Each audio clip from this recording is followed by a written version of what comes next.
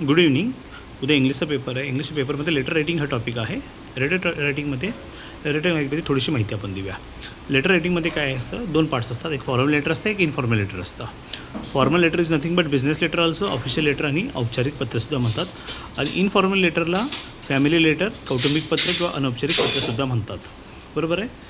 नाव formal letters कशासाठी असतात? Formal letter ही official letters म्हणजे काय, टीचर्सला, प्रिन्सिपल्सला लिहिण्यासाठी, प्रिन्सिपल्सला लिहिण्यासाठी किंवा एडिटर्स, न्यूजपेपर एडिटर्सला लिहिण्यासाठी, काही कंप्लेंट करण्यासाठी, म्युन्सिपालिटीला लिहिण्यासाठी, even the secretary of the building of the society यांच्यासाठी लिहिण्यासाठी फॉर्मल लेटर्सचा वापर केला जातो. इनफॉर्मल लेटर्स काय घेतात? इनफॉर्मल लेटर्स हे फॅमिली, फ्रेंड्स, फादर, मदर, चाचा, अंकल, आंटी सर्वांसाठी लिहिण्यासाठी इनफॉर्मल लेटर्स असतात. आजी आजोबा पण लिहितात. फॉर्मल लेटरची सुरुवात कशी केली जाते? स्टार्टिंग सुरुवात आहे त्याची. Formal letter contains 2 addresses. Formal लेटरमध्ये 2 ॲड्रेस लिहिले जातात. पहिला असतो पण सेंटरचा ॲड्रेस असतो, सेंटर ॲड्रेस प्लस डेट, आपल्याला हाफ मार्क मिळतो.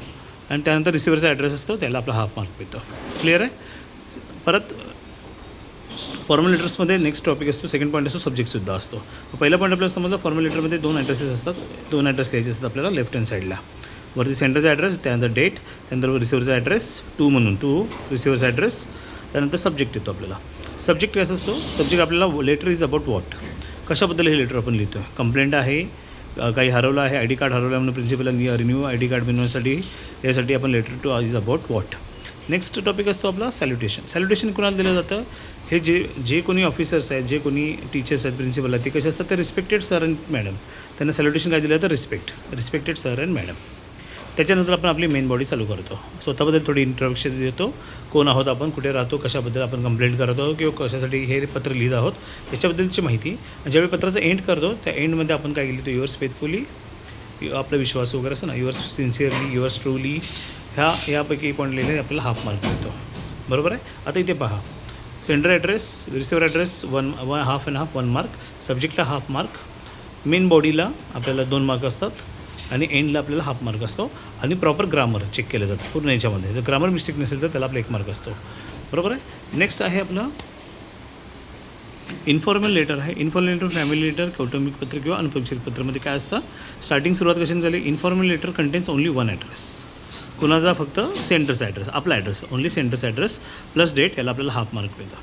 यामध्ये सब्जेक्ट, जसं इथे सब्जेक्ट आहे, इथे सब्जेक्ट नसतो म्हणून तो क्रॉस केला आहे. थर्ड पॉईंट आहे सॅल्युटेशन. सॅल्युटेशनमध्ये माय डिअर लिहितो किंवा dear sir, dear mother, dear father, dear friend लिहितो, माय डिअर लिहितो. मेन बॉडीमध्ये काय येणार? मेन बॉडीमध्ये आपण कॅज्युअल आणि फ्रेंडली लेटर लिहितो. मग कॅज्युअल आणि फ्रेंडली म्हणजे कसं? त्या 2 to 3 पॅरेग्राफ्स. आणि कॅज्युअल म्हणजे आपण त्यांच्याबद्दल सर्व माहिती, इतर सर्व माहिती, आपण त्यांच्याबद्दलच्या बऱ्याच गोष्टी सांगणं, आपल्याला माहिती असतं त्याबद्दलचं लिहिणं, त्यांची तारीफ करणं, हे कॅज्युअल लेटर्समध्ये येतं. त्याला 2.5 मार्क असतो. आणि याचा एंड्स कशाने होतो? युअर्स लविंगली, त्याला हाफ मार्क असतो. 6 पॉईंट प्रॉपर ग्रामर असेल तर त्याला 1 मार्क असतो. आता इथे बघू इन्फॉर्मल लेटरमध्ये. आता इन्फॉर्मल लेटरमध्ये काय काय आहे? ओनली सेंटर अँड डेट असेल तर हाफ मार्क, सॅल्युटेशनसाठी हाफ मार्क असतो, main body casual and friendly 2.5 mark असतो. मग बघा, हाफ अँड हाफ 1, 1, 2, 3.5, हाफ 4 आणि हाफ 5 मार्क झाले. नाव आता विचारा आपल्याला, या दोघांमध्ये महत्त्वाचं काय? फॉर्मल लेटर लिहिणं इझी का इन्फॉर्मल लेटर लिहिणं इझी?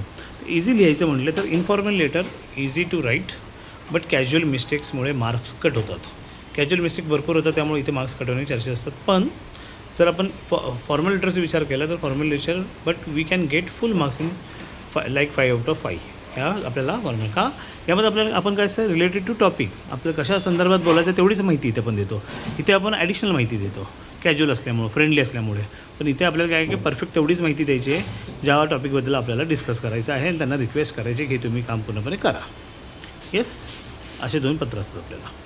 आता आपण पुढे 1-2 पत्रांचे ट्रायल घेऊ, 1-2 पत्र आपण सोडू. त्या 2 पत्रावरून आपल्याला समजेल की आपल्याला पत्राची सुरुवात कशी करायची आणि त्याचा एंड कसा करायचा.